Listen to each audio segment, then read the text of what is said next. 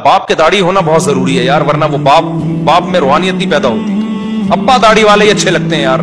मैं जब दूसरों के अब्बा को देखता था ना कि डैडी दाढ़ी नहीं है, मैं कहता यार इनमें हमारे अब्बा वाला लुक ही नहीं आ रहा।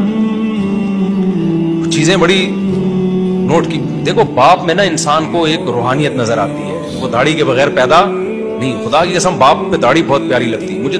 उस वक्त मैं कहता था शुक्र है मैं अपने अब्बू के घर में पैदा हूं। मेरे अब्बू ये हैं क्योंकि उनकी दाढ़ी थी, चेहरे पे दाढ़ी की वजह से बड़ी रौनक थी। फिर मिसवाक बहुत करते थे, सफेद चमकते दांत थे उनके, क्योंकि मजहबी थे ना। अबे दीन को फॉलो करते थे ना, तो हमें तो इस्लाम से फायदा हो रहा था ना, नुकसान थोड़ी हो रहा था हमें। अब मैं बड़े होके कहूं कि अबे यार मैं तो दोबारा से तहकीक करूंगा, पता नहीं इस्लाम ठीक है नहीं, मुझे तहकीक की जरूरत नहीं है। मैंने बचपन से इस्लाम का हुस्न अपने घर में, अपनी सोसाइटी में देखा है भाई, मुझे क्या जरूरत है इस्लाम छोड़ने की। वो हुस्न बता रहा हूं आपको।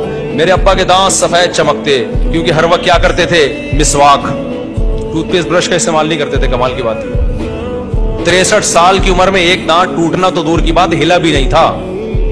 सिर्फ किस पे सेट हुए थे, मिसवाक पे, ठीक है ना, पाबंदी से। तहज्जुद उठते थे।